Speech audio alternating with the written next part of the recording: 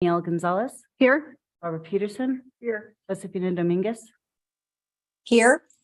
Courtney Jackson, Here. Crystal Tapia Romero. Here.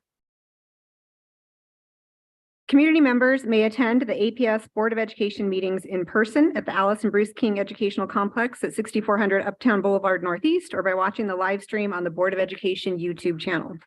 Our first item for consideration and action is adoption of the February 6, 2023 Policy Committee meeting agenda. May I have a motion, please? I move to approve the February 6, 2023 Policy Committee meeting agenda. I'll second. Yolanda. Thank you. Ms. King, may we have a roll call vote, please? Yolanda Montoya Cordova, Yes. Peggy Mueller Aragon, Barbara Peterson, Yes. Crystal Tapia Romero, Yes. Josefina Dominguez, Yes. Courtney Jackson, Yes. Danielle Gonzalez. Yes. Our next item for consideration and action is consideration for approval of revisions to Board Policy II, Special Education. This is a discussion action item, and we have Ms. T.C. Reiser, Policy Analyst for the Board of Education Services Office, and Anitra Atler, Associate Superintendent for Special Education. You have the floor. Good evening, Chair Gonzalez, members of the board, and Superintendent Elder. This first item is on the agenda is on page 5 of your electronic handouts. The policy II Special Education is updated to reflect current law, updates to administrative positions and references. This is a discussion action item, and Associate Superintendent Anitra Atler is here to assist with any questions. Great. Thank you. Board members, is there a motion or a second or any questions? I have one. This is Barbara. I think any of us can look at this and say, yes, this is exactly the way that it should be. And this may be a discussion that carries over into the procedural directive. But as I look at this, my biggest concern is it doable? Do we have the staff and the resources? I mean, I think one of the things that came up as we were in Santa Fe and having discussions, we are only reimbursed by IDEA at about 14% when the federal commitment had been for 40%.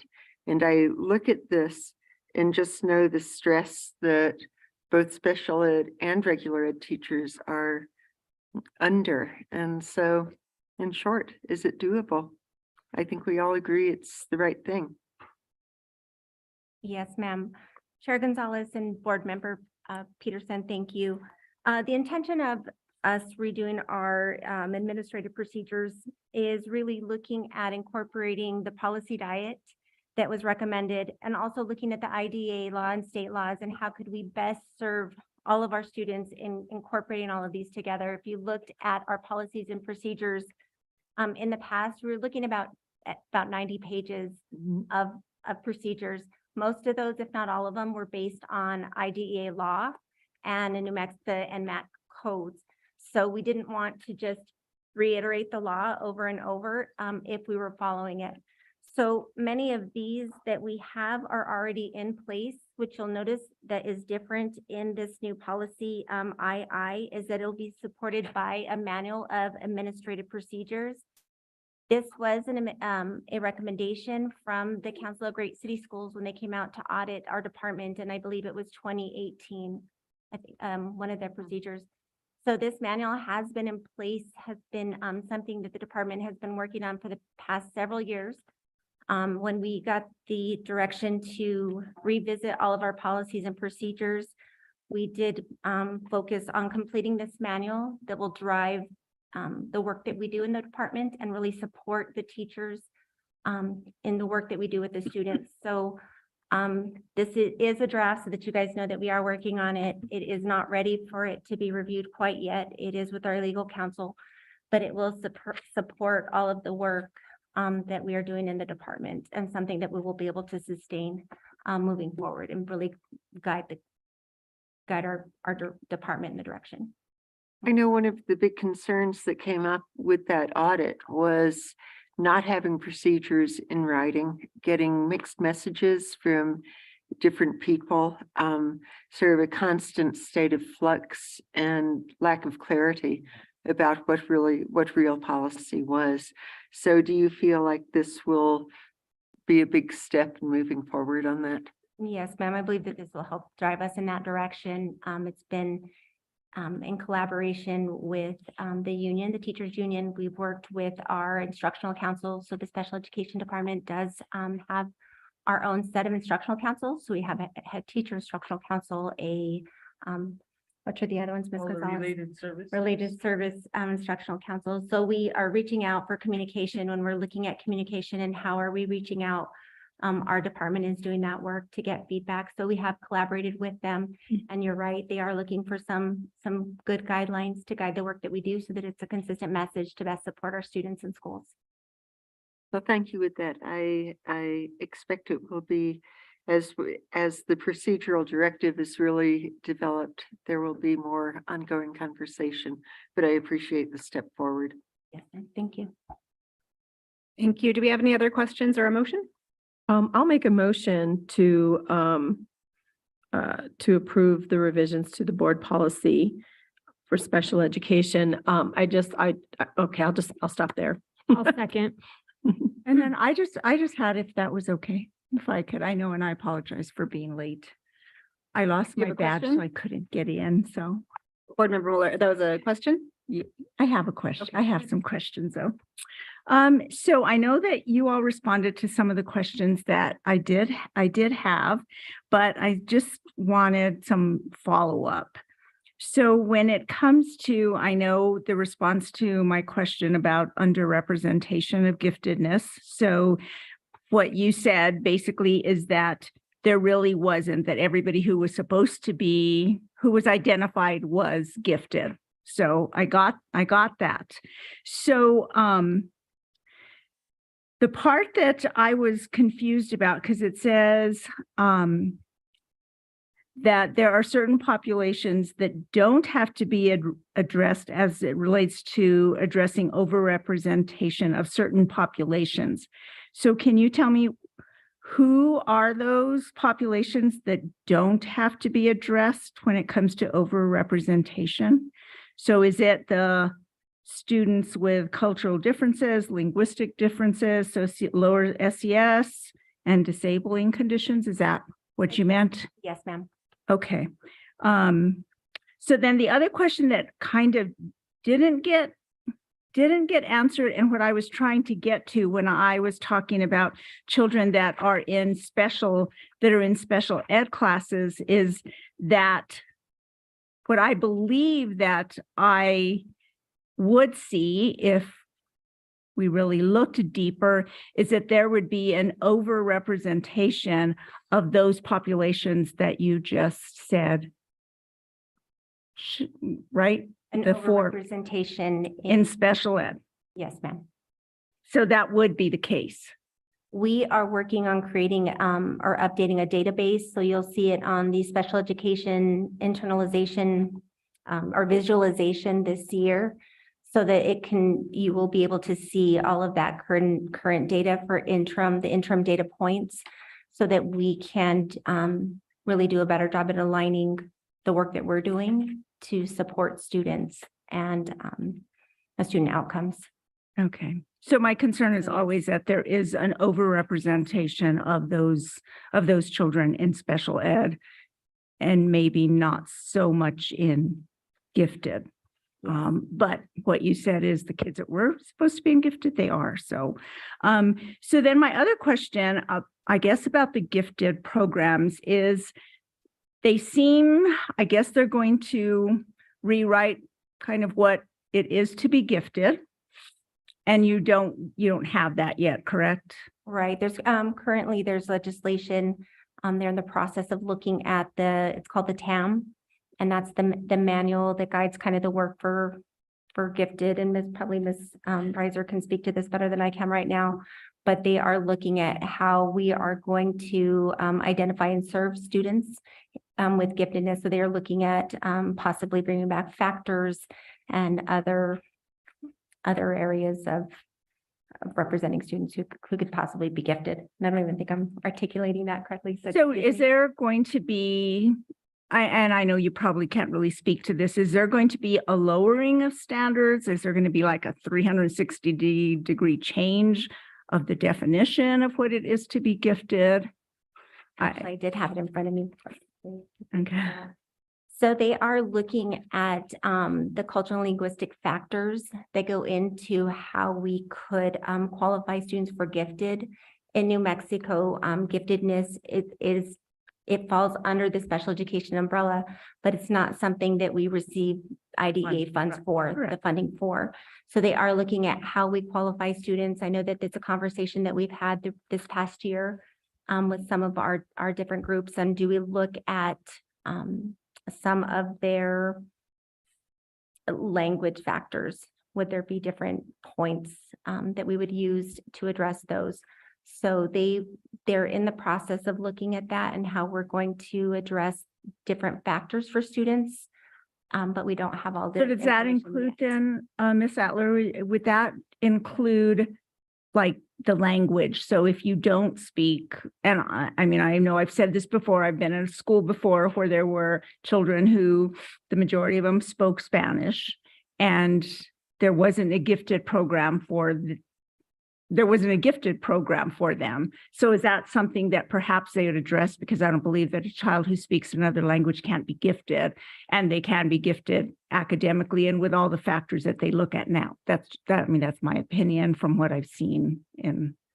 Right, and I don't want to misspeak. And so Ms. Gonzalez, if you have other information that could help us with this is Eulalia Gonzalez. She is our Executive Director of Compliance, and she may have more information to help us with this, but it's my understanding that there will be factor points or other pieces that we would develop as a school district that could help us identify students who would have some different, who would have other, I guess, attributes that would provide them with those cultural and linguistic barriers, maybe in the past, that Oh.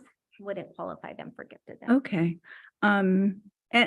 And I guess until we really get that definition, we're really not going to know what we're going to be looking for. Because I was kind of going, how do you ensure representation of certain subgroups? How do you make a child gifted to address the cultural linguistic, I have no idea what the answers to those questions are, but those are questions that are important. And I'm assuming they're all looking at those as well. So then I think the only, one of the other questions I had is, I know I was, didn't get this one answered, is when you were talking about, and I understand the, least restrictive environment is important for our special ed kids. And I know that that's, was stated here, was important for our gifted children to serve them as much as possible in the regular ed classroom. And I understand that. But the question that I want to know, is that what the gifted is best for those gifted children? And is that what they want and what their parents want? I think we look at our students with giftedness in a continuum of services as we would with our students with a disability. And so how we could best provide some of those services. Students could be provided those enrichment opportunities with their gen ed peers, while other students need a little bit extra outside of the classroom. Especially some students maybe need that socialization with their peers. So I think we really would look at that individually and look at it as with the continuum of services. About 5 years ago, we did the school enrichment model and started that to look at how we can infuse the gifted pedagogy into the general ed classrooms and curriculum. We've continued looking at that. It's a little bit different because of funding, but the theory behind it and how we're trying to continue to support classrooms and best support students, we continue working towards that model. So do you think that there's going to be a move to really do as the majority of it in the regular ed classroom? I don't think so. I think it's going to look different with the new legislation. I think we really will have to, we may have to look at how we're servicing students differently. I know that our department is working towards already looking at it, what that maybe an alternative protocol would look like to best serve our students. So we are trying to move forward with that to really look at how we serve students who have cultural and linguistic diverse backgrounds. Okay. And so then I love the school enrichment model. I think it's fabulous because I think everybody needs enrichment and every single child is really good at something and we need to find that. But I hope it isn't the goal, and I don't believe it is the goal or the aim to remove gifted programs from those who qualify and just replace it with just the total. It isn't. Okay. I didn't think so, but I said, I'm just going to ask anyhow. Thank you. Anyhow, and then I think the last question, when maybe you would just alluded to it somewhat, is that we're fostering an appreciation for intellectual and other types of diversity. So what on the other types of diversity are you again speaking to? Cultural and linguistically responsive, and is that what you're talking about when you're talking about other forms of diversity? Yes. So you're trying to look at that when you're trying to figure out what gifted is. Yes. So that's what you're talking Culturally about when it linguistically is. diverse. Okay. I think that's it. Thank you. Great, thank you. We have a motion and a second. So Ms. King, can I have a roll call vote, please? Excuse me, Yolanda Montoya Cordova, Yes. Peggy Mueller Aragon, Yes. Barbara Peterson, Yes. Crystal Tapia Romero, Yes. Josefina Dominguez, yes, Courtney Jackson, Yes. Danielle Gonzalez. Yes. Our next item for discussion is presentation of revisions, including renaming of Administrative Procedural Directive, Notice of Procedural Safeguards to Procedural Directive for Special Education. Ms. Reese and Ms. Atler, you have the floor still. The next item is on page 7 of your documents. The procedural directive for special education is brought for updates to content, a title change, administrative and department positions, and references. This procedural directive is being brought forth as the only remaining procedural directive specific to special education. This is a discussion item, and Associate Superintendent Anitra Atler will answer questions. Great, thank you. Board members, are there any questions? I do. I have a question. So one, I really like the idea of the manual. I think that's great because everything's in there. The only thing that I was wondering is, and there might be a rationale for this, why is due process not part of the manual in terms of, you know, the process that parents may have around a due process if they're not happy with a situation? So within the policies and procedures, once again, IDEA states that families can use their procedural safeguards through that. So within our processes, we provide families their procedural safeguards, which follows the state and guides them through the due process. And so has that become part of the manual or, okay, I see I had nods back there. It was just because I was looking at the bold headings, right? I mean, and I was just looking for the headings and was just wondering, where does that all fit in there? I mean, I think it's a great idea to have the whole manual. It's all here. But that was the only thing that just kind of struck me a little bit, is like, how do parents, you know, find that process in there to define, you know, what do I do in the event of something? So. Sure. Good evening, Chairperson, members of the board, Superintendent, Elder. Really what we're working towards is having a manual that is accessible to all school staff, to parents and families, and even students. You all know that accessing legal laws in that type of vocabulary can sometimes be laborsome, right? We want to make sure that our parents feel informed and empowered. We want to make sure that our staff are well informed and empowered in terms of seeing a transparent way of doing business, and more importantly, a way of serving students and families. So all of the procedural safeguards are actually the policy directives that currently exist will be included in the manual. They won't go away. You'll notice that it'll be written in more everyday language. Okay. But we will still have the legal citations for every section that's included in the manual. So it's very tedious work. It is. And that's the work I get to do. So it's exciting to work with our legal counsel, as well as take all the feedback from our special educators, special ed teachers, as well as our administrative team leaders, related service providers, and pull it all together into one document. We foresee that it will be a living document, so that as needed, it can be updated and accessible again online. I love the whole idea of plain language and, making it really accessible. So that's great. And I know that a lot of this work is the result of that deep dive with the Council of Great City Schools and the work that they did with our special ed department over the last couple of years. I think it's been a while. So I know you guys started before the pandemic. But congratulations on finally getting to this point.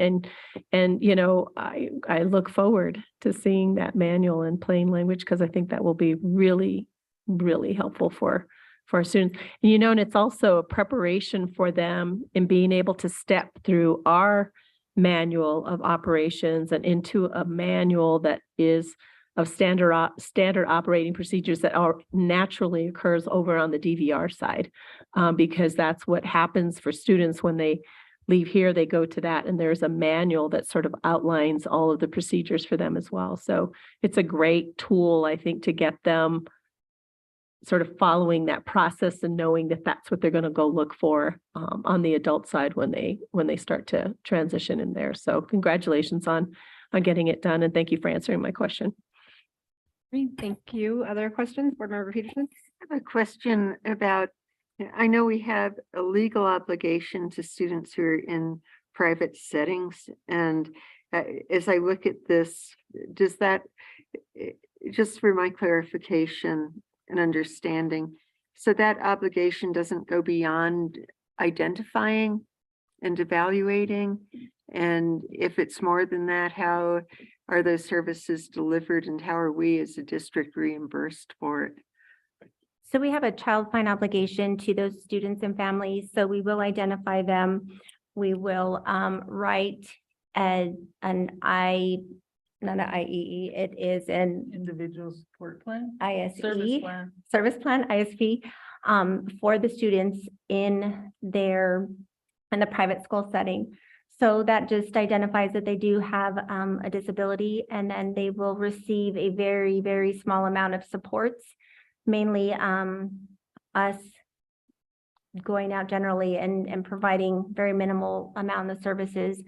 We also, by law, are required to provide financial, part of the budget does go to to support for the private school setting. So you'll see that in our budgets, and that's all based on, again, some of the IDEA laws and regulations. So we will have within our budgets as well, some of our staffing will have private school liaisons. And so even through the 90-day STAR reporting, we are required to make sure that we get everything done through the private school, for the private school students as well, making sure that it's on time. So is there any additional reimbursement that the district receives for that? I do not know exactly. I don't know enough to be able to answer that correctly, and I don't want to give you any wrong information. I'd just be curious. And then finally, this is more of a comment than a real question. I think finding the right diagnostic tools is going to be an ongoing challenge, so that we don't misidentify students who are simply language learners. And at the same time, make sure that when there are students who are language learners who do have disabilities, that we're able to correctly identify them and get them the services that they need. And I think that's always a challenge, both finding the right tool and supporting educators in identifying who those children are. Thank you. And we're looking at that with the diagnostic, with some of our diagnosticians, and digging a little bit deeper to look at, is it language or is it disability? And what do we need to do different, and how do we dig deep, and how do we work through this app process to best support students? So we're doing a deep dive analysis with that through our diagnosticians to really look at the number of students we're identifying, and what we could do different to best support them again before they get into special education. And is it language versus disability? and then once they're there. So we're doing a lot of work in looking at dually identified students, students with disabilities who are also language learners. And you'll hopefully see a lot more coming out of our department next school year as we move forward. Thank you. Thank you. Other questions?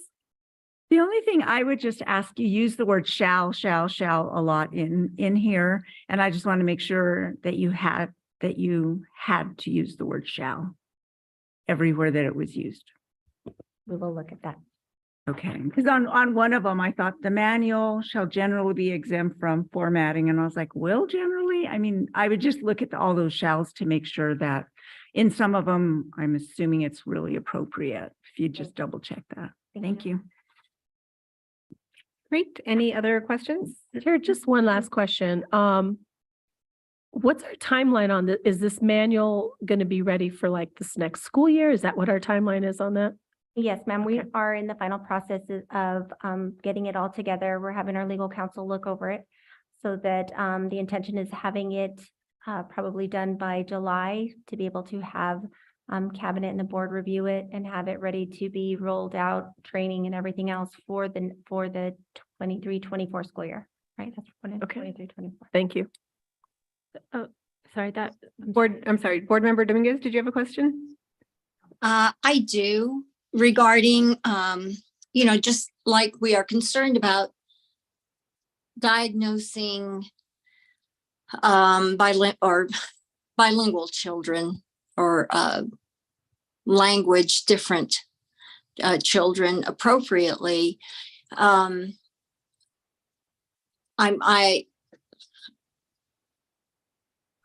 I guess I'm asking if the same applies to behaviors, because and things may have changed over the years.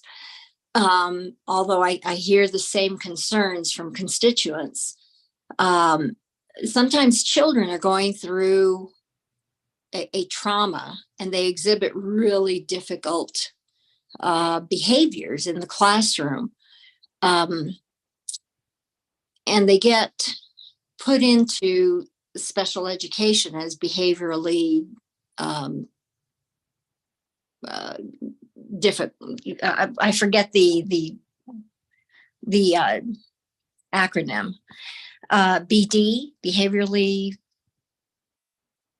I don't know. Are you still using the same the same acronyms that you did at least when I was teaching?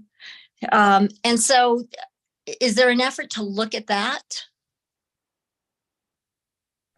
Board Member Dominguez, I believe that through our department in my year working, or not year, I guess the last few months working with the team, I think we really are, again, trying to dig deep, look at the data, look at layers of support. And with anything, we kind of peel away at one layer and then there's a layer of something else. And so it's like peeling the onion and you find one thing and then there's something else. So we're going to continue to work at that and use data to drive our decisions, really use the data that we're finding to guide and direct our supports to the schools to provide continued interventions, continued professional development to support the schools in the areas that we're seeing, whether it be behavior interventions, reviewing the restraint and seclusion and data that we'll be doing at the end of the school year to really, again, to provide intentional support to the schools. But I don't know if we're there yet to dive into that as a department. Okay, yeah, and I'd like to raise that as an area to look at based on my own experience and again what I'm hearing. Sometimes families go through hard times, and I know that even though this was many years ago, I as a parent had a child, and I felt very pressured to put that child in special education, when in fact I knew that this child was going to get over. And at the time, that child was not reading and was not doing a lot of things that other children were in kindergarten. And I know that my circumstance is not unusual. And so I would just, you know, there are children who truly need the services that you all provide, and that this district has worked so hard to bring together those specialized services. But we certainly don't need to overtax the system with children who just need some time. So thank you. Great, thank you. And Board Member Jackson, you had a question? I did. You said something about the manual is going to be brought to the board, right, around June, July, something like that. Which then triggered in me a question just right here in the procedural directive. It says the manual shall generally be exempt from APS Board of Education formatting requirements for procedural directives. In regards to us approving the manual, but then also approving this procedural directive, does that mean it's just generally if it's a living document and something changes, it doesn't have to be brought to the board every time? Or how does that affect the board process of approval? So the board, one of the board procedural directives states that the superintendent will just develop the administrative procedural manual or safeguards. So I believe I would bring it to you guys for you guys to be aware of it, for you to know what we are developing. But ultimately, it would be under Superintendent Elder's guidance to make sure that we are on top of this manual, to make sure that we're doing everything that we need to do. And I guess in regards to getting this out to everybody. Right, to comply. To comply, all Okay. of the compliance pieces. But the manual will be brought to us in July. Yes, ma'am. Okay, is it kind of like the student handbook where it's revised every year or brought to us every year? Is that kind of the thought, or is? It may be a lot of it, since it's rooted again in IDEA, it's going to be a living document. So there may be some pieces that are changed, that are updated. Procedures, there's stuff in here regarding MDR processes changes. So as we go through the MDR processes, they may change, look a little bit different. The discipline may look a little bit different year to year. So as we change it, we will definitely bring it back for you guys to view. And one of the differences is the student handbook is actually approved through the board. The manual would be for review and discussion, and then they can update it as they need to. So it would be a living document, whereas the handbook is a solid document for a year. Okay, thank you. So that was the question. So the manual is not necessarily a board approved document every year. Okay, thank you. Thank you. Our next item for discussion. Wait, we need a motion and. It's a procedural directive. Never mind. Okay. So our next item for discussion is item C, presentation of repeal and archive administrative procedural directives within special education. And then we have a long list here. So I know Ms. Atler, you provided some background, and Ms. Reiser as well already. So is there anything else you wanted to frame with respect to this agenda item? Basically, just this is a discussion brief, and the discussion brief is on page 11. It lists the 29 procedural directives that are recommended for repeal and archive. Great, thank you. Are there any questions about this? Nope. Do you guys want to go through each one? Oh, yeah. Let's read it out loud. I was worried. I really was worried. Just kidding. All right, our next item for discussion is agenda item D, discussion of proposed amendments to board policy AI academic goals. This is a discussion item and will come back to the board for approval at the March 1st board meeting. So Ms. Reiser, you have the floor.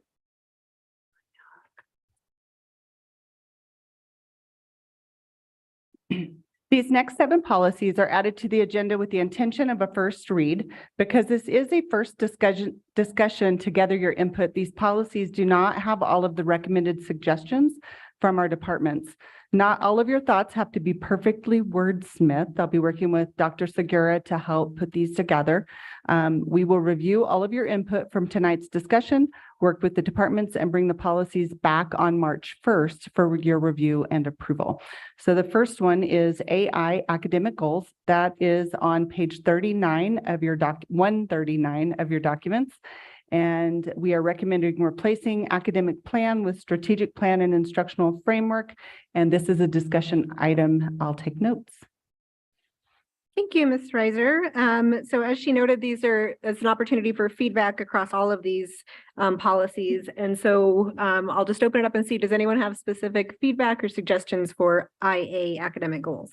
I've got just a procedural question, because it seems like we had talked about the importance when we consider policy that we give community ample opportunity to give feedback and consider what we are considering.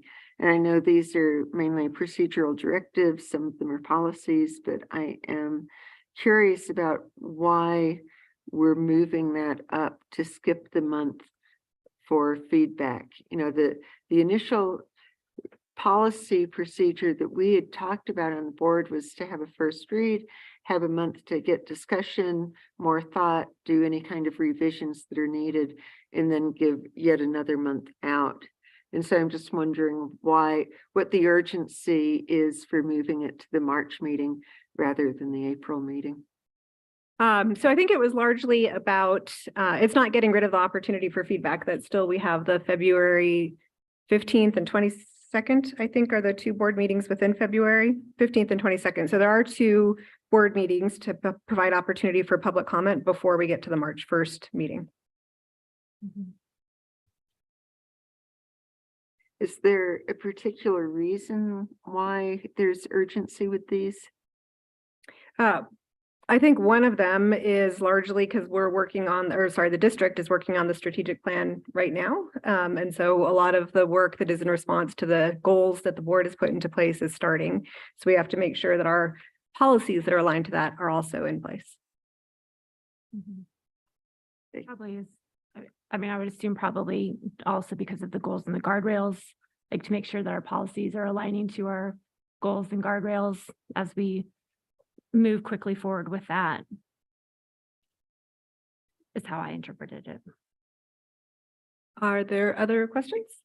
So I'm a little confused. Ms. Ryder referred to page 139. We're on But 138. aren't we on the surveys and research conducted in APS? That one got cut from the agenda in our packet. Okay. So I'm looking at an old version then. Okay. No, I don't have anything. Okay, other questions or comments? Madam Chair. So can you just, so I'm looking at academic goals, and so we're thinking about changing Albuquerque Public Schools shall implement a strategic plan instead of an academic plan? Is that the main change in?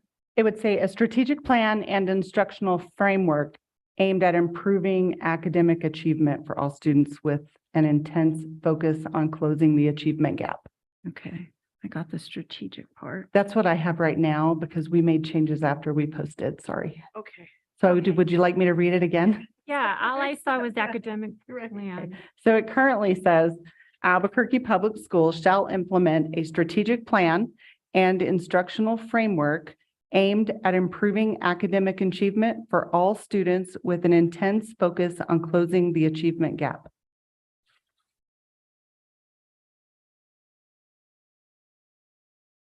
And then, so the academic goals, the title, that'll stay the same though?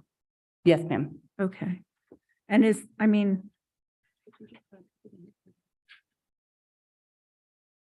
I know it's like one sentence and it should be so simple, but to do something so short and do it really well is harder than writing something that is a whole entire page. So, And I think it's the reminder is that the goal is just setting our vision. So if the vision is to improve academic achievement for all students, I mean, I think is part of what our goals are around our student outcomes focused governance. So I understand the brevity. I mean, I really do, because I think it's important. it's important, yeah, just so that it's really clear that our vision really is just, I don't mind the strategic plan and instructional framework. I think it seems fine to me. I mean, as a first read, I think I have to see like all of the changes in there. So from my perspective as a board member, I feel like it captures the essence of what the student outcomes focused governance is about. I mean, I think those are around the academic goals. I mean, I think, but what it doesn't capture for me is it just academic goals? You know, or are we also having like student outcomes? So I guess that's where I'm struggling a little bit.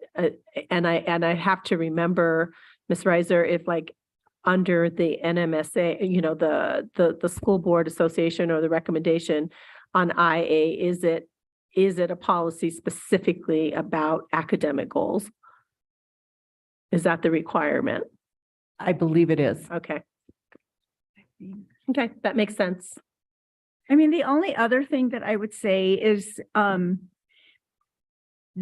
somewhere in there, and maybe nobody will agree with me, that we should be talking about student outcomes, and that so maybe we should shall implement a strategic plan and instructional framework aimed at improving student outcomes.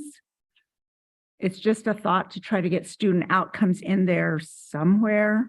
And I'm not sure exactly where, because I just really caught that now. So I think that would be replacing achievement for all students with. That's what I Student think it outcomes. should be, but I don't know what everybody else thinks.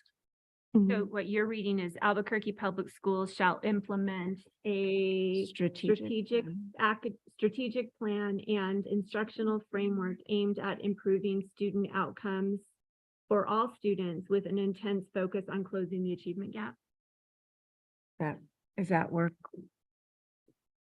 How do others feel about that? Seeing head nodding, I think that works. Okay, Brings in student just- outcomes.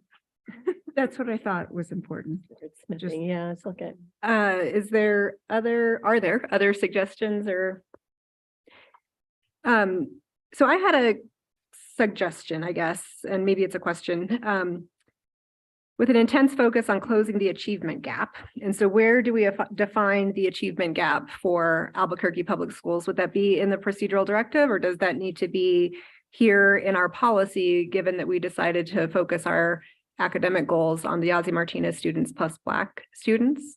So do we need to state that in the procedural directives, or do we need to have like a sub-bullet that says between, why am I blanking on them, English learners and white students, special education and white, Black, all the groups that we prioritized?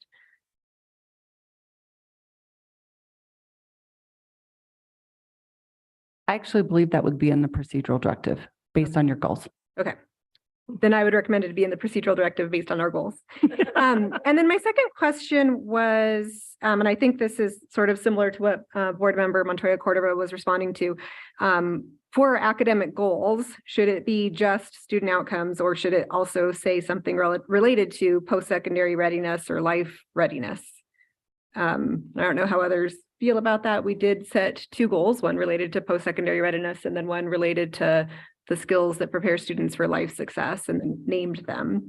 So I think it would be something like Albuquerque Public Schools shall implement a strategic plan and academic framework aimed at improving student outcomes with a focus on closing the achievement gap and improving college, career, post-secondary, and life readiness, or something like that. I don't know how others feel about that.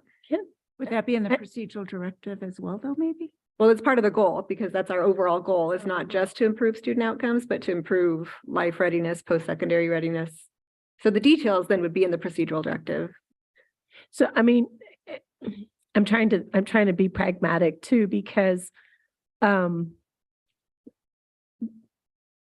these policy directives hopefully sort of span the test of time, right? It's not just, I guess, I don't know, has the direction been with the district where we change the policy directives every time we have new board members, or is it just, have they stood the test of time? Is that what the goal is as well, so that it's broad enough so that the procedural directive can get more specific, and then you can adjust as maybe adjustments are being made?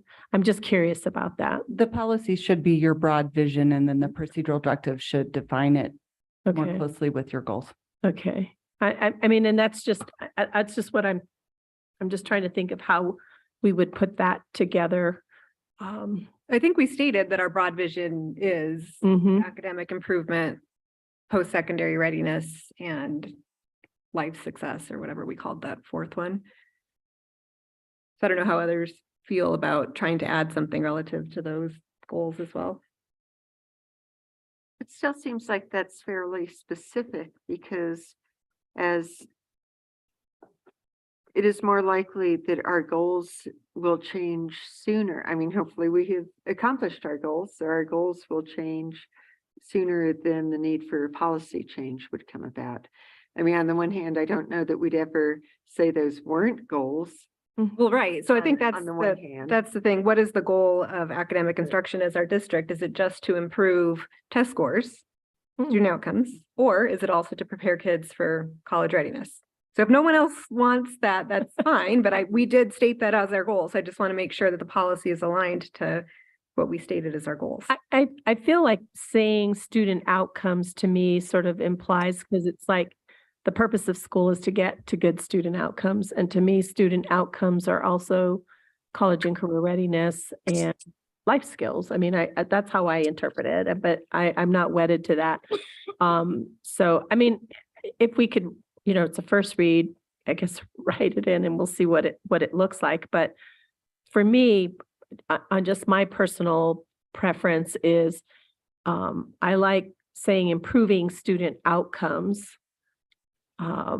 for all students with an intense focus on closing the achievement gap. And I like the idea of making sure we define where that achievement gap is defined. But when I think of student outcomes, I think of All inclusive. the outcomes of students in terms of everything. Obviously, the whole purpose of school is to teach them something, right? So that they, they're learning something that way to be able to improve and have success in their lives. That's just me personally, and that's where I would rest. And I would agree with what Board Member Montoya Cordova said as well. I would feel like saying that does encompass everything that we have, like it's the umbrella for all. So I am happy with what was initially given, but I'm not going to die on that cross. So why don't we try and add that and then see what it looks like coming back? I'll take the feedback back to Dr. Segura. Great. And- All right, go ahead. One word that might help is if we added like stated student outcomes in, because then it draws to what the current student outcomes are, right? The student outcome goals, so that it's very specific as to what our stated student outcomes are right now, maybe. All right, thank you. Any other questions or suggestions on IA? All right, we will move on to the next agenda item, which is discussion of proposed amendments to Board Policy IG, Curriculum Development, Adoption, and Review. And Ms. Reiser, you still have the floor. I did the overview for all of them, so I'll Okay. just let you go through to your discussion. Great. Any discussion on IG?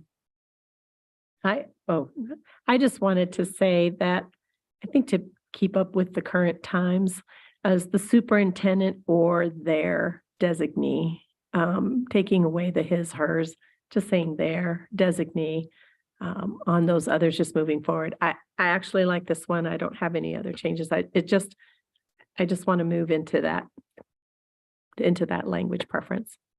Thank you. Other suggestions? So I do have a question as to what it really means. What are we saying when we say schools and teachers shall organize instruction to implement all mandated district curricula and instructional materials? What does that mean for differentiation? What does that mean for making choices as appropriate for a group of students based on student interest and student-centered instruction? What does this mean?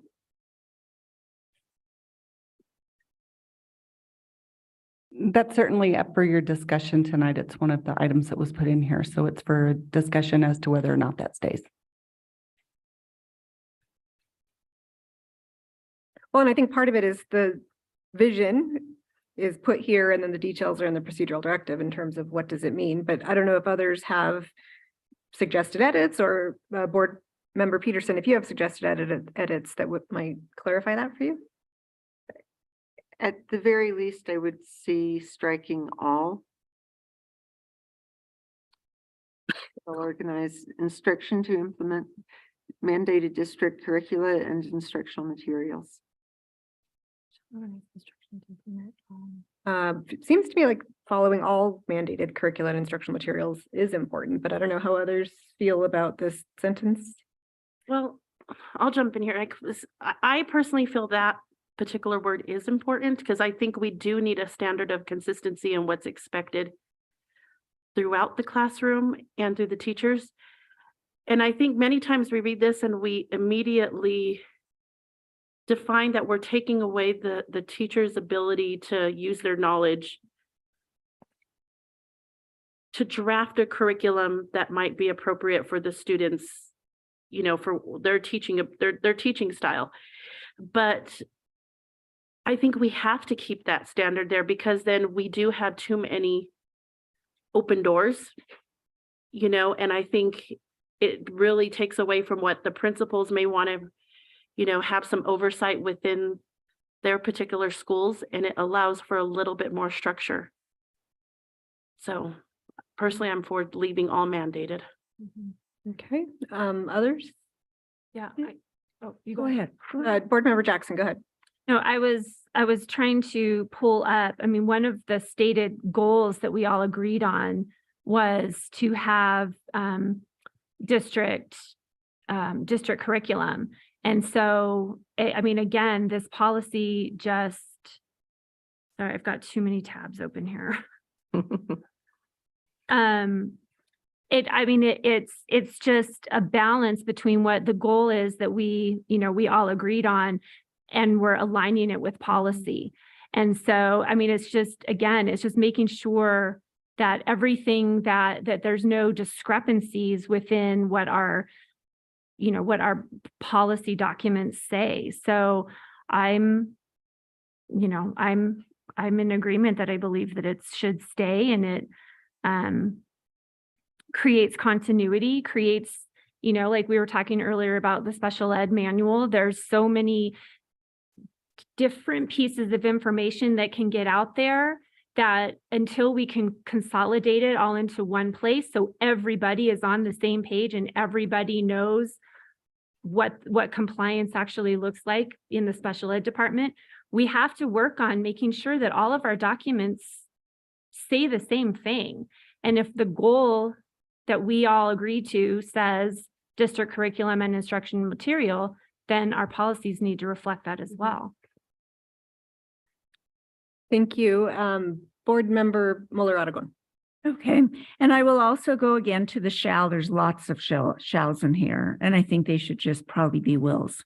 But the question that I'm for keeping all mandated district curricula as well, but I just want to read this out loud, and it doesn't make sense to me, but perhaps you can make it make sense to me.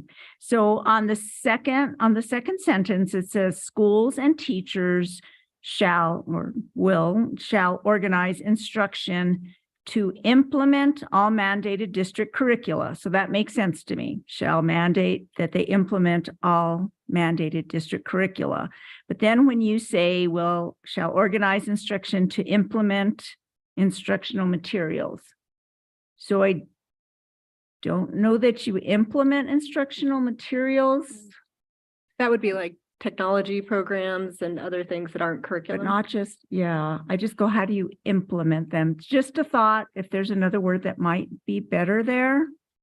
And then the other question I have is on that last sentence in the first paragraph. It kind of got put there, but I'm not sure if it's necessary there. All of a sudden it just says a balanced program of student activities shall be provided. Maybe. It's just kind of there, and I just don't know exactly, why.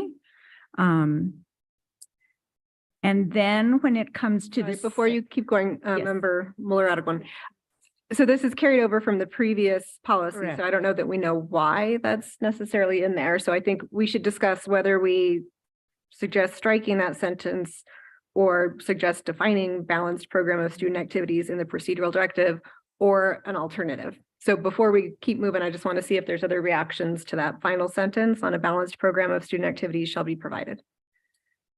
Yeah, I'm curious what a balanced program means myself. So I don't know what the reference was there. Maybe.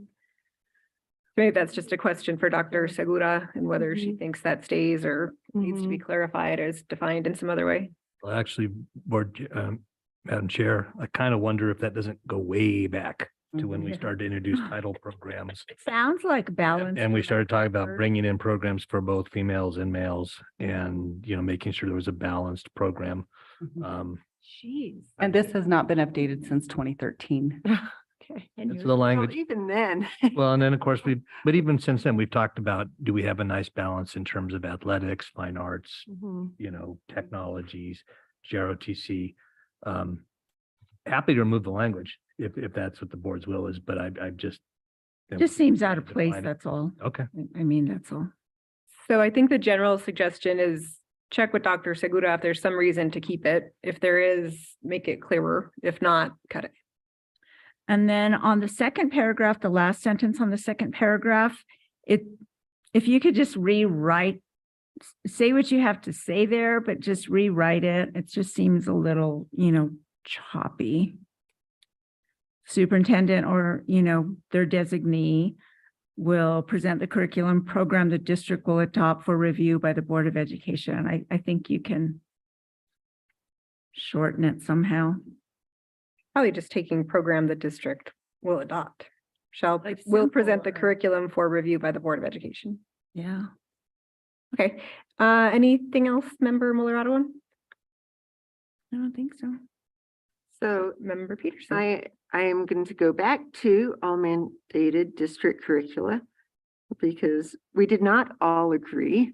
There may be a majority of the board that didn't agree, but I think this is still a topic for discussion of what does this mean for teachers' ability to differentiate curricula and to make sure that they are making the best choices and for the instruction of their students. And in this event, with that language, then definitely for the next part, there has to be deep discussion and engagement of educators in the selection of curricula. That if we are telling, this board is not in a position of telling what teachers should teach, that is the administration, but the administration needs to make sure that there's meaningful engagement on the part of educators. That if we make the assumption that educators do not have expertise and professional knowledge that needs to be a part of that choice, we are not serving the best interests of our students. So when we select curricula, we need to make sure that it is representative of our students, that it does allow for real differentiation for meeting students' needs, that it's engaging, that it is giving teachers the tools that they need, educators the tools that they need to meet those needs. So, Were you going to respond to that same point? yeah.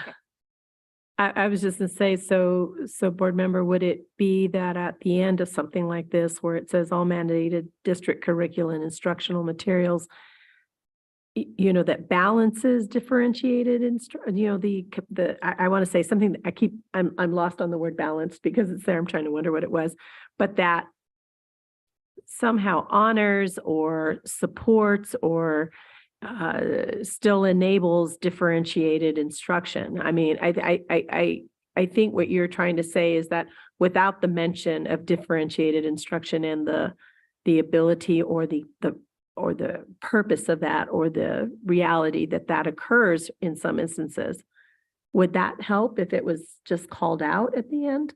That would help. Okay. Going back to your balanced program, I mean, I look at that and I think, and it needs to be clarified, but I do think it refers to, we want arts, we want literature as well as nonfiction. And we I want- was just, I was saying So- I got lost in that because I keep seeing that, Yeah. but I'm just saying if after that sentence is somehow, honoring or respecting or, somehow stating the reality of differentiated instruction, because we also called that out, I think, as part of our goals as well. Yep. So somehow, still using our mandated district curriculum instructional materials, but using that also to differentiate instruction. Yes, so I heard two distinct concepts, Member Peterson, from your comments. And so one is related to the adoption of instructional materials, and the other is related to maybe the use of the instructional materials. The actual And so, instruction. So I think it's in the second paragraph, the first sentence, the superintendent or their designee shall develop a process for the review and adoption of district curriculum. And I think this is where we need to include the concept about that process should include teacher voice or teacher expertise or something to that effect. Yep. So shall develop a process that includes teacher voice for the review and adoption of district curriculum, something like that, I think would get to the process piece and be aligned with the guardrail that we passed on teacher staff voice. The second concept is what the instructional materials and curriculum should look like. And so that might go above in the section where Board Member Montoya Cordova was adding or talking through. So we have all mandated district curriculum and instructional materials, comma, to include cultural and linguistic responsiveness and opportunities for differentiation to meet the needs of students. Like that. Something like that. a lot. That is an improvement. Okay. To include. So board members, just to not muddy the water, hopefully, but mandated, I think, is the word that seems to be the problem. All, to me, I think all is great. No problem with all. It's the mandated. You called it district and standards aligned in your guardrail, or district and standard, or district adopted. I think it was aligned. So I don't know if you want to maintain that language to be consistent, but I believe that was what the language you used in your guardrail.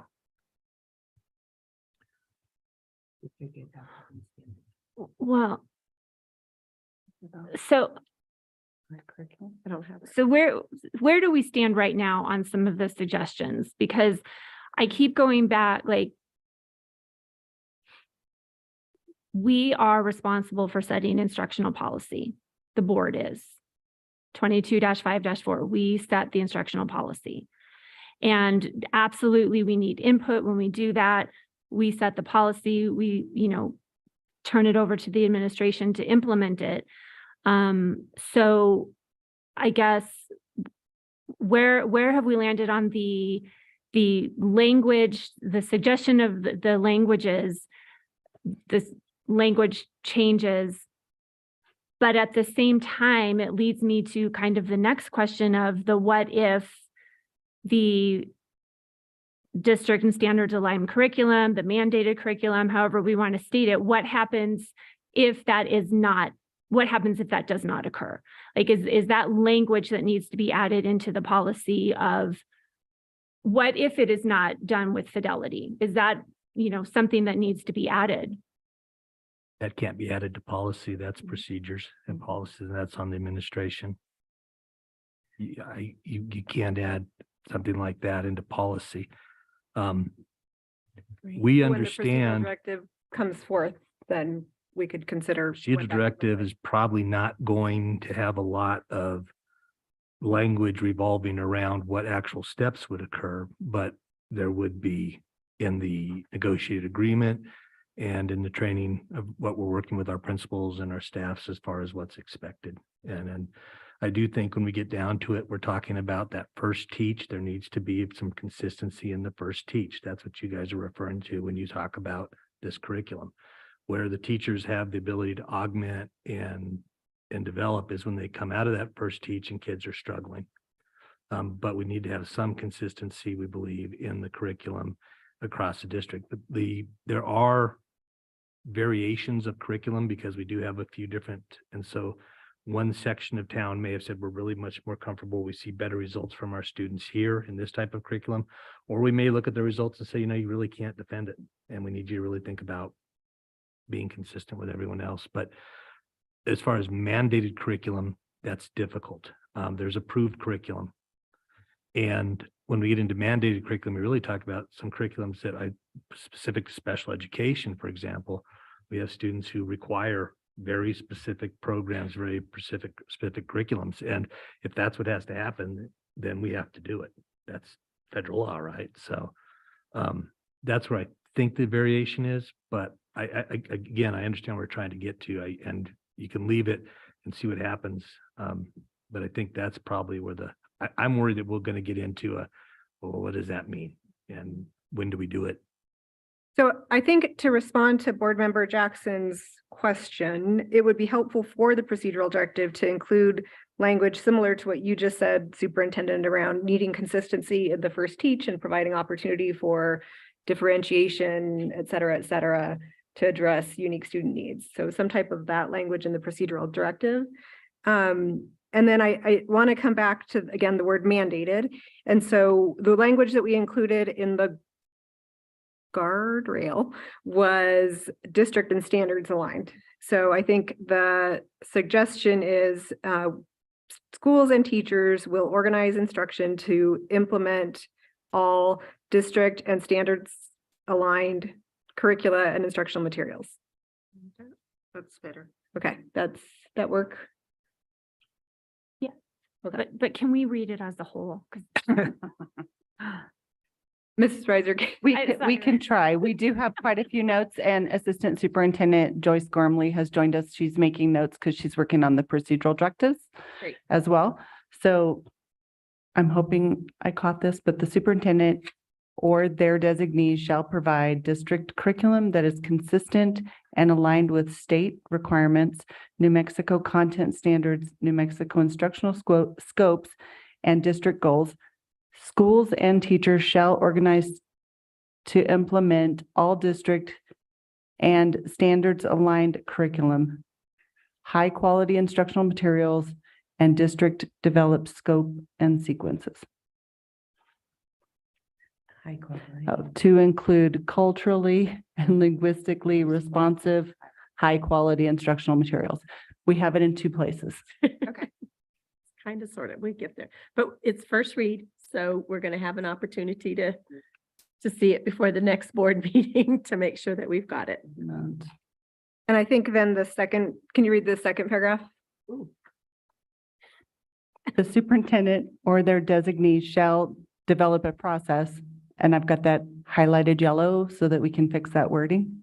Okay, for the review. So I didn't change anything after that. I just have a big highlight to fix that for you. I think it was the second sentence though, right, Madam? So it would be something like the superintendent or their designee will develop a process to include staff input, voice, Right. whatever, in the review and adoption of district curriculum, period. The superintendent or their designee will present the curriculum for review by the Board of Education. Yes, and I did catch that second sentence. Anything else on this one? We'll put it in later. All right. Let's give it a whirl, and we will move on to our next item for discussion, which is proposed amendments to Board Policy IH, Instructional Program.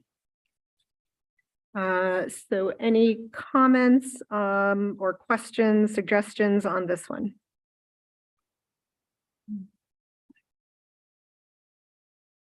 I'm with board member Mulata on all the shalls. I am, Something to- yeah, so- you So I guys, think got the across the board, we'll aim to change the shalls to wills and change the his/hers to theirs. Mhm. Any suggestions on the content? I mean, I would say on the first sentence, just to clean it up a little bit, because we have for learning for all students. If we just said instruction in Albuquerque Public Schools will provide equitable opportunities for student learning, period.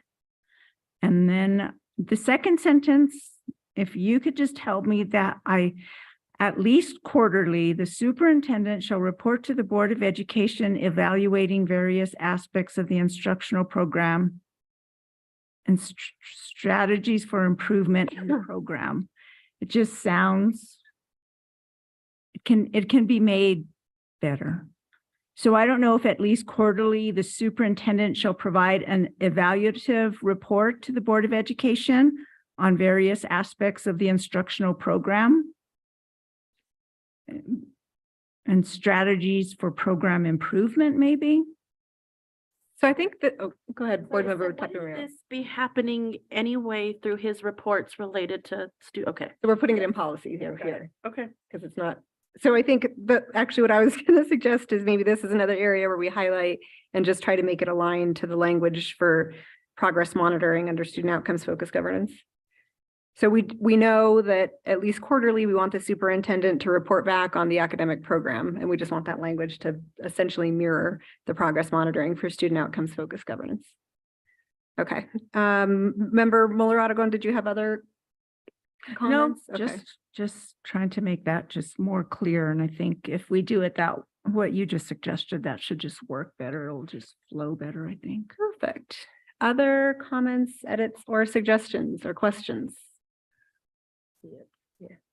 Okay. Our next item for discussion is item F, discussion. No, I'm just kidding. G, discussion of proposed amendments to board policy IH4, establishment of magnet schools. This one has minimal edits, largely currently. So just wanted to see if folks have any other suggestions for this one. Member Peterson. So I continue to be incredibly concerned about the fact that we give very little support to innovation for the teachers, for the practitioners that are in classrooms right now working. That this says that we'll strive to collaborate with community partners, charter schools, and education stakeholders, and says absolutely nothing about current practitioners and the kinds of innovation and examination of their practice that they're going through right now. So one of my concerns with Magnet, with this language, is that it does not recognize or take advantage of the strengths of teachers who are really working to make sure that they're meeting the needs of their students in creative and engaging ways.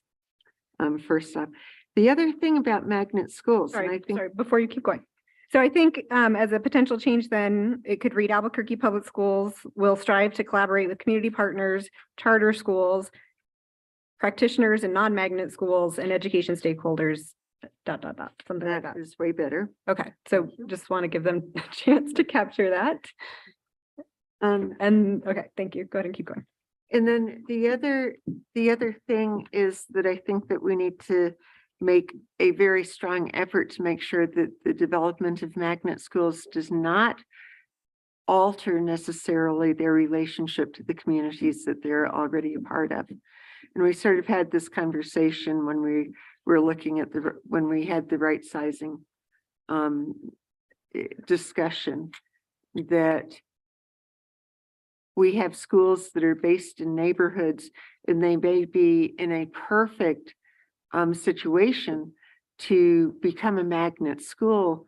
But I think if we look, for instance, at the difference between Longfellow and how it's continued to serve the Martineztown community at the same time that it's been able to develop its role as a dual language magnet school that also focuses on the arts, as opposed to Coronado Magnet School, which is in the middle of Barreras, but really does nothing to guarantee access on any kind of basis for making that a real embedded deep part of the community.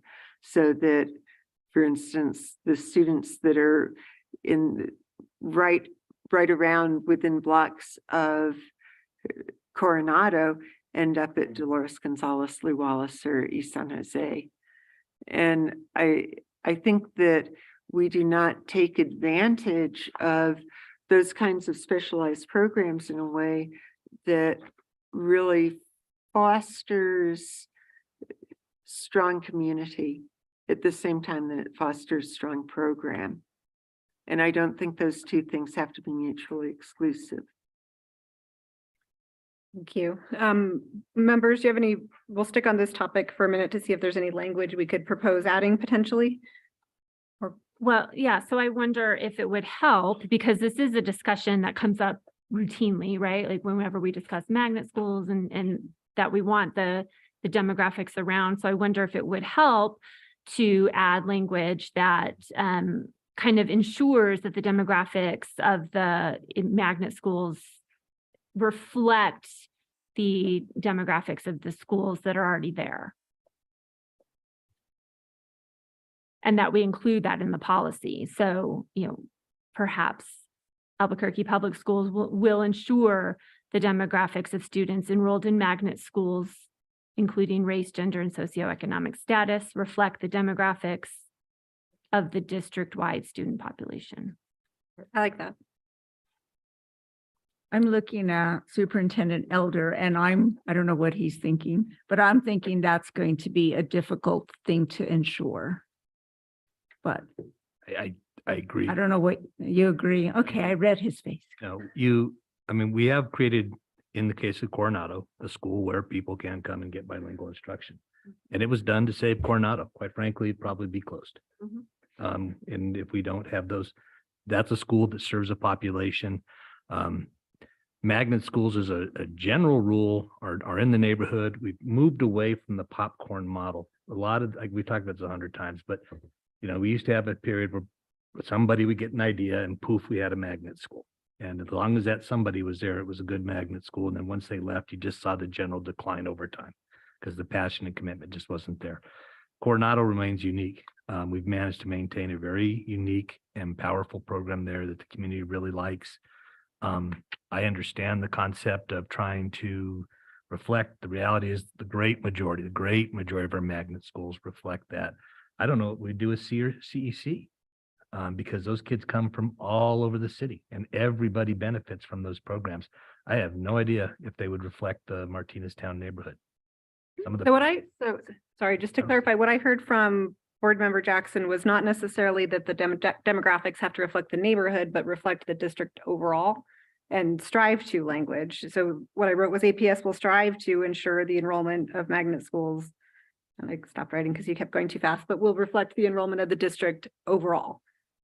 And so I just wanted to clarify there and see, okay, so it doesn't necessarily in this context of CEC have to match Martineztown or Coronado having to match downtown, but making sure that those magnet schools remain representative of the district overall. So would that type of language help with the concern that you put on the table? It might. I think we need a chance to think about it. I think it would be good to, if this could be one of the policies that maybe does get delayed for final approval until maybe April, just to give an opportunity for more thought and input. You know, CEC provides a very specific kind of program, and I don't think anyone would dispute the importance of that program. Just like if we can move forward on taking advantage of our new site on Osuna, I think that'll pull kids from all over the district. But those are different from especially elementary schools that are based in communities. You know, I think we have made some decisions, for instance, with the agricultural, thinking about the pathway from elementary to high school. There is consideration about the needs of that neighborhood. that there were reasons why that particular group of schools were targeted for that program, because it really does match one of what's going on in those schools, what's going on in those communities. And so when we do that kind of program, it would be, I think, a real disservice, for instance, if we said, well, now you may not necessarily, even though this is your community, even though this reflects your needs, you may not necessarily be able to have a site or have a seat in that school. So I think maybe it's in the procedural directive. Maybe it's too specific for this, but somehow I think that there should be a reflection of community with the magnet schools when we do those transitions. So considering that this is the first read and we're drafting and just trying to make sure that we're capturing the values of the board, I think this concept around maintaining diversity within magnet schools is one for which there's lots of head nodding and approval, or not lots of head nodding. So I want to propose some language to get it in here so that we could start working off of that draft as a straw man as we move forward. So Member Jackson proposed APS will strive to ensure the enrollment of magnet schools, et cetera.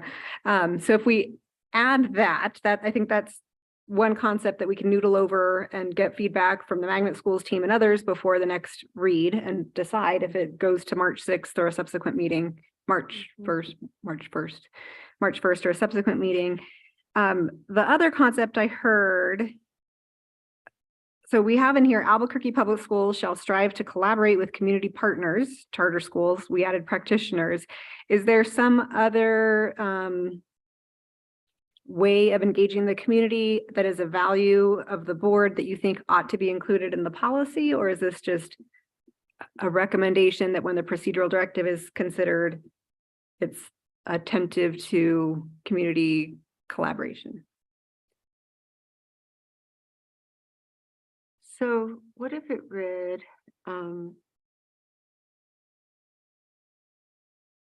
magnet schools should reflect the diversity of the district and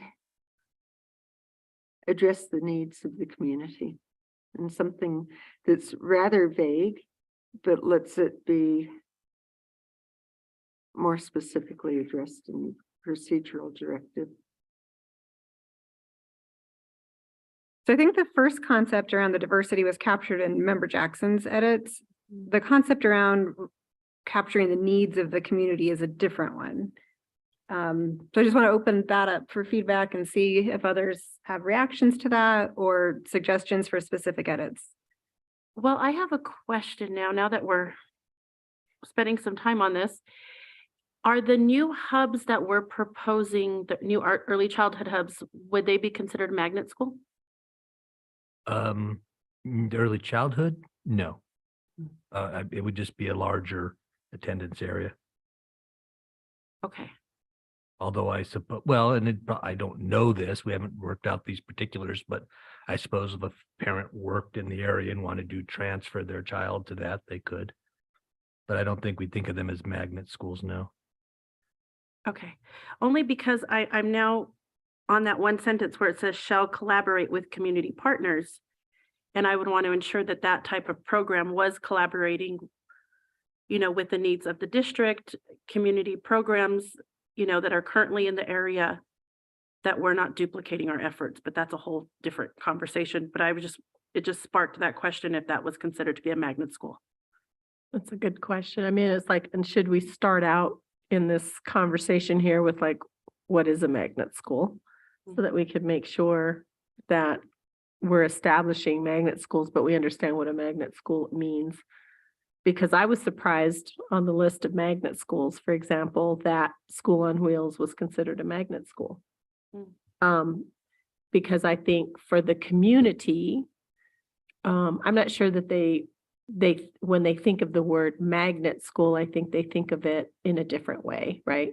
So it's just a sparking my brain a little bit, but I agree with you a little bit that we probably should maybe start out with some sort of why we start magnet schools or, and and maybe that's in the procedural directive of how we start a magnet school, one. But I think we should have some sort of vision around why we start a magnet school. So it makes sense to have the why, the vision for why in the policy. And so right now we start with the second sentence really. The education instructional program objectives for magnet programs shall be consistent with the goals, policies, and administrative blah, blah, blah, blah. We probably do also need a sentence that says magnet schools will be established to foster innovation and choice or something like that, provide additional opportunities to meet the needs of students and Like communities. more directed innovation or something like that, more Yeah. directed innovation and choice or specialization or something like that. I mean, I think that would be a good thing to have in there because then it's clear about why. So somewhere in the first paragraph, maybe the first sentence, we want to add a statement of why that includes innovation, specialization, community and student need as important concepts. And my second question too, when it says shall be consistent with the goals, obviously we're referring to our goals that we just developed, right? That's always the point back. Okay, because that was language that was there, but I'm sure that was intended for different use then as the way we're defining it now. So, right? Yes? So then doesn't that, that kind of increases the academic necessity and strategic goal for the magnet schools of what they need to strive for if within the policy, they have to meet the 4 goals set by Albuquerque Public Schools. Yeah. Yeah, I think that's fantastic. Yeah. Yeah. Great. Yeah. Any other comments or questions or suggestions for IH4? I mean, the only thing I would do, Madam Chair, is on the second sentence, I would just, instead of at the end, it says of the district, I would just put the district in front of administrative procedural directives. And then I just really liked what Member Peterson had said about reflecting, it should reflect the diversity of the district. So we're not saying, that it will, but that it should. And so if we said somewhere that in there, and I know we've already kind of said where we'd put it, but another place I think it might work is the superintendent or their designee will direct the formal process for planning, developing, and implementing magnet programs that should reflect the diversity of the district. Okay. So we'll add the concept of reflecting the diversity of the district, and you have the proposed language earlier from Member Jackson, as well as the proposal from Member Muller-Aragon to potentially add it in 2 different places. And with that, we will move on to agenda item H, discussion of proposed amendments to board policy IH5, special services and delivery of instruction. Comments, questions, and suggestions for improvement?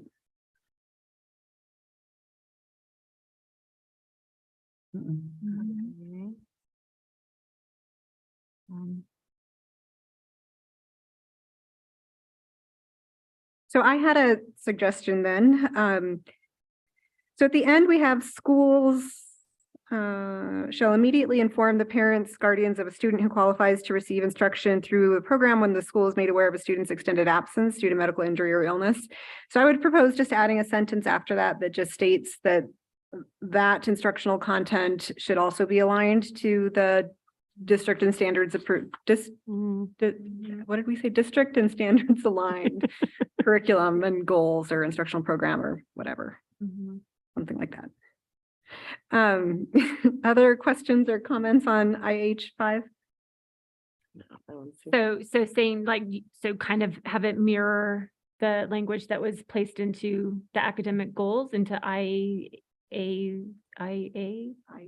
the very first one where it was district and standards aligned, that language should be inserted.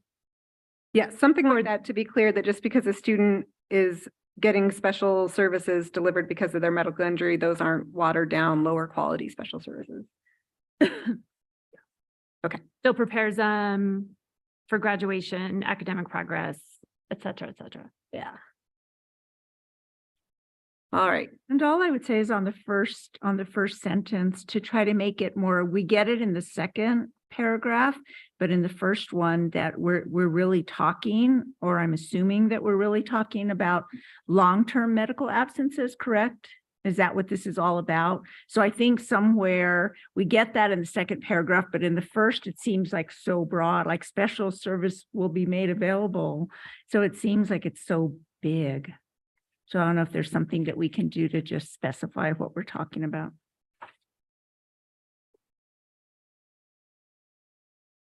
Because these are specific to long-term medical absences. Mhm.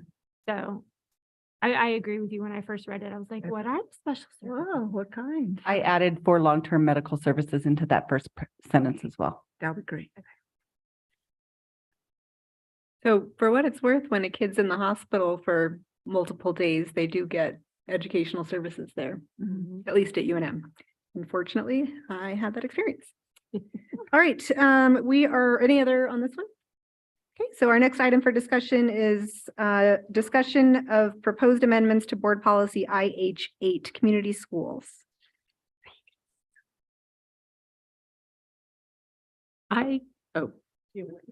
Member Cordova, go ahead. Montoya Cordova. I like the two first paragraphs because it states it affirms what we believe in and what we do. I think from that point forward, it's procedural directive in terms of what is included, what's involved. It says, you know, the operational piece of it. I think the vision of the board is clearly stated that, you know, we affirm the need for that strategy and that, you know, it's an equity strategy for, you know, in terms of just the way that it's stated in the second paragraph. But I just feel like everything below that is part of a procedural directive in terms of how, because it talks a lot about how. Is everything after the second paragraph? That's my input. So I've heard some yeahs and some nodding on this side. I don't know, Barbara, were you going to respond to that one as well? So I'm good with that if, you know, we have a joint powers agreement with ABC, and that is no small deal. I mean, they fund and support and give professional development, are critical to the functioning of our community schools. And I think it's absolutely critical in policy because we now have state money, we have federal money, we have any number of different funding streams coming in, but they're all dependent on evidence-based practice. And that's sort of embodied in the pillars. So I'm happy with that, but this one, I really would strongly recommend we take off of the timeline for the others and that we really engage conversation with ABC, because it's not the existence of community schools, although they are within APS, they are ours. They are not ours alone. That we have actual legal binding relationships. And I think that it would not serve us in the best way to take care of, to pass a policy that hasn't really engaged ABC in its development. So I agree that this goes into the depths of procedural directive, but I would like to see us do a much more collaborative effort before we actually approve it. So that reminded me, the other reason these aren't going through like the full 2 months is because they're not new policies. So they're just Right. edits to existing policies. So this is just minor edits to an existing policy. So I guess that just sort of raises the question of whether there is need for more conversation because it's not establishing a new policy. I don't know if anyone, member of the team wants to respond to that suggestion. We do have Brian Garcia here to answer questions. Thank you, Chair Gonzalez, members of the board, Superintendent Elder, and Chair Gonzalez. In reference to the comments so far, certainly the collaboration with ABC Community School Partnership is essential. And certainly in respects to this policy and the Community Schools Act of 2021, as well as the revitalization of practice that is taking place at this point in time.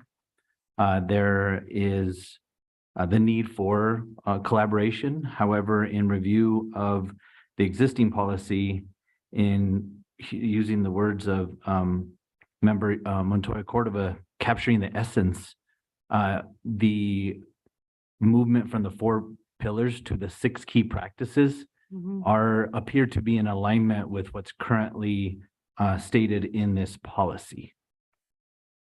So there's been a review of more recent research practice and a new act at the state level that is affirmed by what's written here. And of course, guardrails discussion as well affirms that also.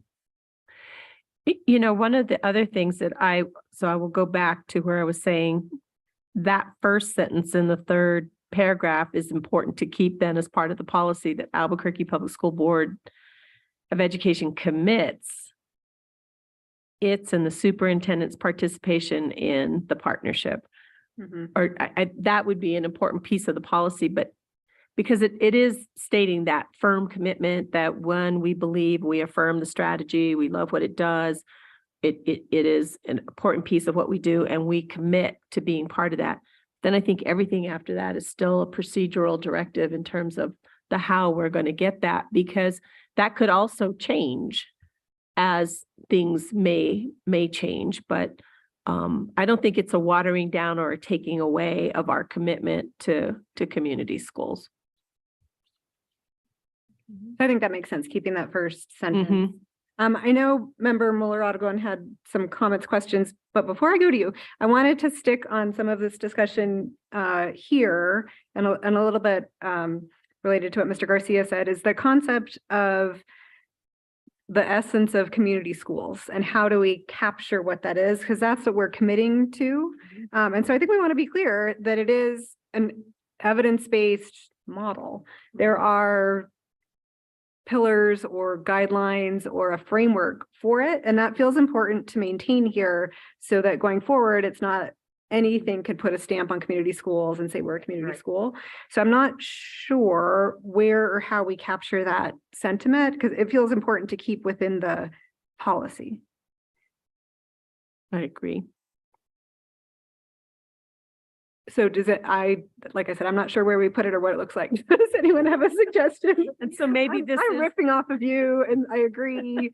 So maybe it's just a suggestion that maybe you have the answer for us. Not necessarily, certainly don't want to be out of place here in terms of looking at the relationship between the policy and the procedural directive as it relates to those key practices that you're referring to, Chair Gonzalez, and how the details of that can be spelled out in a procedural directive in that transition from pillars to key practices, which maintains the integrity of community school practice.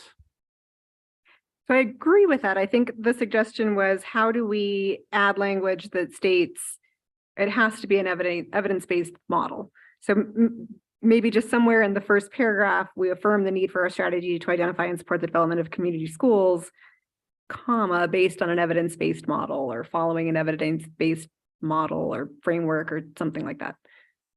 You all have been good at wordsmithing, so wherever we can insert something like evidence-based, let me try to see here in terms of universal best practice. I'd say on that second sense, the Board of Education recognizes a community school as an evidence-based model that builds partnerships between the school and the community resources. Maybe? I think that sounds good. But I think that that is what ABC Community School Partnership is in with all 4 feet. You know, in They just terms know of, what they're doing, right? Yeah. Member Peterson, they just know what they're doing. And in my opinion, I mean, this is what I would do is I would just have them really look at this to make sure that that this does capture, or in the procedural directive, if it's not supposed to be here, those 6 key practices that you are talking about. So moving from the 4 pillars to those key practices and how to put that in there. I mean, in my opinion, Danette Townsend would just know how to do that. I mean, I just think she's fabulous. She knows what she's talking about.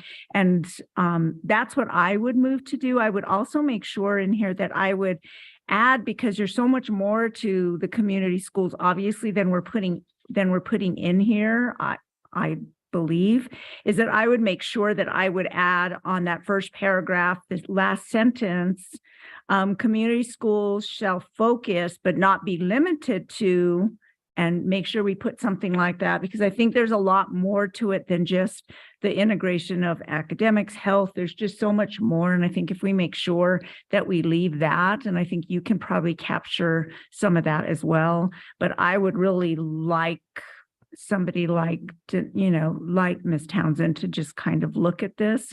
And if the bottom part is supposed to be in procedural directives, I mean, it seems like it is, and there's a whole lot more than what's here that we could definitely capture in a procedural directive, because this is not, and I mean, Brian knows that this is not everything that the community schools do, not even close. No, so, but I do think the purpose of the policy is to state the board's commitment to the concept of community schools, to the vision and role of community schools and what they accomplish. And I think similarly that the model needs to be evidence-based or research-based. So wherever that concept gets added, I think makes sense. And then yes, conversation with the ABC partnership and others to make sure that nothing that needs to be into policy gets moved out and the procedural directive is inclusive. Maintain the integrity. Yep. I heard, I'm sorry, Mr. Garcia, you mentioned the Community Schools Act of 2021. Is that something that needs to be added to legal cross-references? Presumably? I believe so. Okay, so that's something we should Okay. look into and add. I know Member Peterson, you had your hand up, but Member Muller-Aragon, did you get everything that you had, or was there more? I'm good. Member Peterson. I was just going to say that the language for evidence-based practice, I mean, that's why we work with ABC, is because they have that level of expertise. So I would recommend putting that statement in that 3rd paragraph, and then maybe just putting a period after that, so that it would read, Albuquerque Public Schools Board of Education commits its and the superintendent's participation in the Albuquerque-Bernalillo County Community School Partnership in order to ensure, doesn't have to be ensure, there might be another better noun or verb rather, the development of and implementation of evidence-based practice. And it could be period, and the rest might go into procedural directive. You know, if the joint powers agreement ever went away, then the policy would need to be rewritten. But as long as the joint powers agreement is enacted, that really is a large part of why we are part of that. It's not just funding, it's also expertise. Understood. So we've given you 3 options for where you could add evidence or research-based model framework practice. So take a stab at it, whatever makes the most sense and is clearest, and then we'll consider that. Any other edits, questions? Where or did you want it? Where did we, if you could refresh my memory, where were we going to put evidence-based practice in the first paragraph? Well, there were three different suggestions. So I think the That's why I idea, don't remember them all. well, so We have some material to work. the with. concept needs to be included, and so I'm deferring to the team around where it makes most sense. So one was in the first sentence, Which is where I put it. and then did. Montoya Cordova had suggested it somewhere else, and then Peterson suggested it somewhere else. And so it'll be in the minutes, and there's three options, and the concept gets added. I just think on the first sentence after community schools, a strategy to identify and support the development of community schools, comma, and evidence-based practice, just because that's what it is. So there's Right, a so fourth you, one. Thank you you. have options. Lot to work with. Thank you. so All much. right, we will move on to the next item for discussion. J, discussion of proposed amendments to board policy IK, academic accountability. All right, I will start on this end to my right. Any comments, questions, suggestions? So is that just, this is just probably a question. So we may adopt an alternative system for evaluating schools. So is that what we would consider like, is that our dashboard? Is that what we would consider it or not really? To just, we don't really have an alternative system, right? We're up to have an alternative. No. I think what this refers to is that we just don't have to simply rely on just the state mandated tests. So, and we have done that, I think, with our student outcomes focused governance, have some alternative ways of assessing progress because we're not relying on just the state mandated test. So that's how I interpret that for me. We have Dr. Bowman here to help us. Oh. with this question. Oh, Wonderful. Dr. Bowman, take it away. so what that, thank you, board chair and board members. So this particular language to us, seemed to be from a previous time when the state may have, created some methods of evaluating schools that the district was not in agreement with, and it allowed us, it was the will of the board to allow the district to provide their own measurements of how schools were doing. So an alternate report card, if you will. Thank you. Okay. So what I was going to suggest is that we cut everything after the first sentence in the first paragraph. So we have Albuquerque Public Schools shall comply with all state and federally mandated student assessments, period.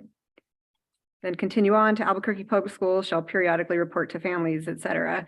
And then add, and this can go at the end, but maybe it goes up above in the first paragraph, the superintendent will report on the district's progress in achieving all annual academic goals as required by policy IA to the Board of Education on a quarterly basis.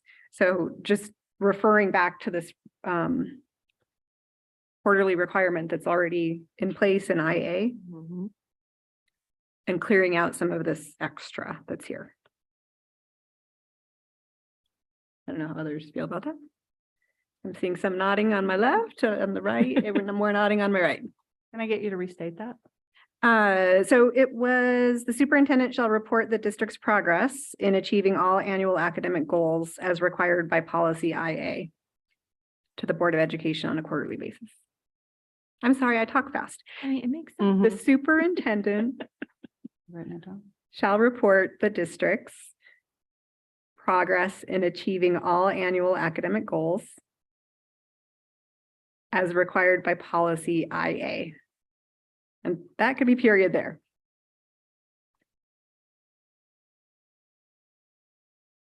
And that's replacing the stuff that comes after assessments in the first paragraph, sorry. Sorry, because policy IA states a quarterly basis, Quarterly basis, yeah. because we're moving to a progress monitoring dashboard. Yeah, in my first iteration, I said quarterly basis, but that's actually what's in IA. So I think we just need to refer back to IA. Mhm. So are we going to keep, I understand where you're taking out and adding in. So are we going to take out in that first paragraph, the last sentence? or we're gonna leave that in there? Because I know you I said, was also suggesting taking that out because it sounds like it's outdated. yeah, I think so. Dr. Bowman, does that make sense? If it's the will of the board. And it We're makes we're all sense. nodding over here. I don't know. I think We gotta make sure it makes sense. let's If- try it for the next read and It's- see. It's one of those things where I don't know that we ever did that, but Mhm. if we wanted to do that, we certainly could. So one other thing that I see in my packet is that at the very last sentence, schools, and it was crossed out, are encouraged to, and was replaced with shall or will. Schools will use electronic grade books that are made available to parents and students. Is that then, like, you don't have the option, you have to use parent view or student view, right? Like, that should be a shall or a will, right? Right? Mhm. Okay, Yes, shall. okay. Okay. Other questions or comments? No, I mean, I like it. This is what we've moved towards, right? Accountability, and it has to happen more often, and it aligns to our goals. It aligns to what we're trying to do. So, So I had a question then, and it's related to the legal cross references. And it's mostly because I don't know where anything stands anymore with the state's ESSA plan and our accountability. The state accountability model is proposed to the feds as part of the ESSA plan, which had consequences and supports for TSI, CSI, and MRI schools, which we would have to follow. So that it would make sense that we include that in legal cross-reference.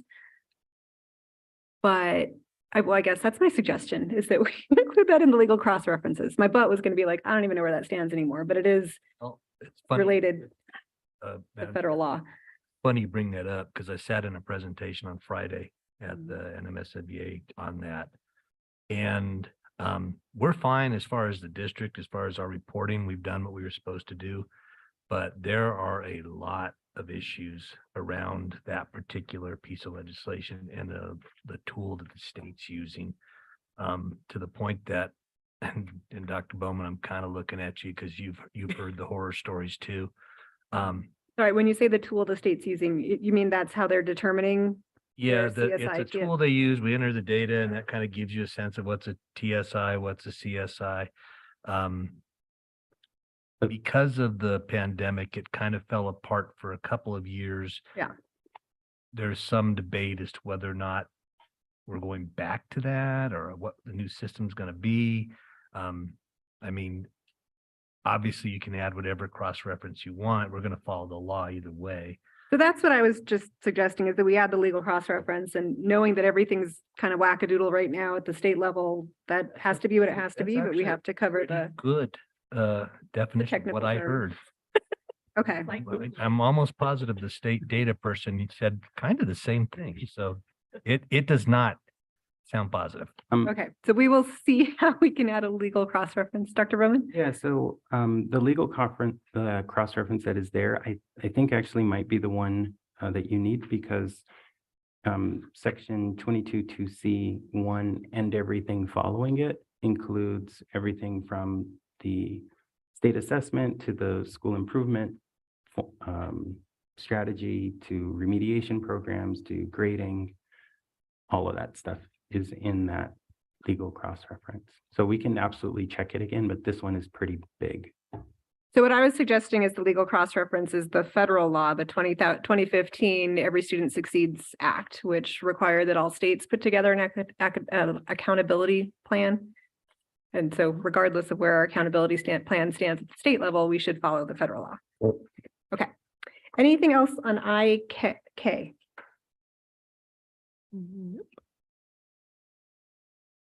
Come on, guys, we don't want to end. Yeah, we do. Okay. Wonderful. So we are now on our next item, which is just a policy chair update.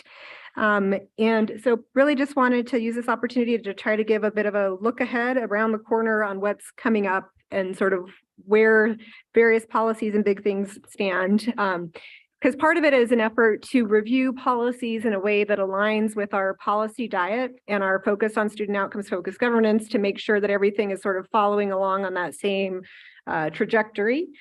Part of it is to make sure that we're not overloading any particular department within the administration as we're doing that policy diet. And so really sequencing out those changes.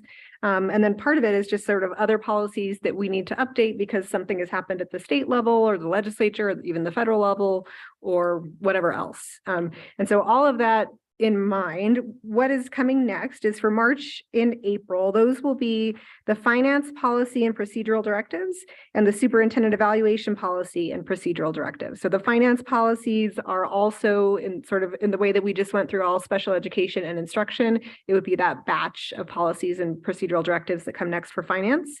And then May would be the student handbook and the policy and procedural directive changes in the handbook. So what we did previously, so there's opportunity to look at those various policies in there, but we're reviewing the handbook as a whole. And that also includes the opportunity for the public feedback and comment around what goes into that student handbook.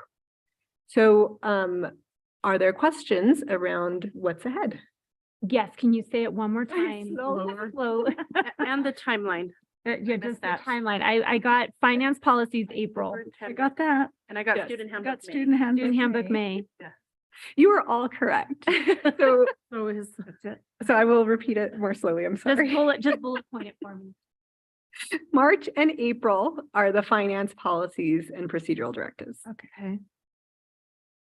as well as the superintendent evaluation policy and procedural directive. student handbook May. And then in May is the student handbook and the policy and procedural directives aligned to that. Okay. Makes sense. Are there any questions on that timeframe? You smoke. Sounded like more when you said it faster. It did. I thought I missed It it. feels I had like gotten one. all- I was giving the context around SOFG and not overwhelming and everything else. So with that, the next policy committee meeting will be on Monday, March 6th, 2023 at 5 p.m. in the John Milne Community Boardroom of the Allison Bruce King Educational Complex at 6400 Uptown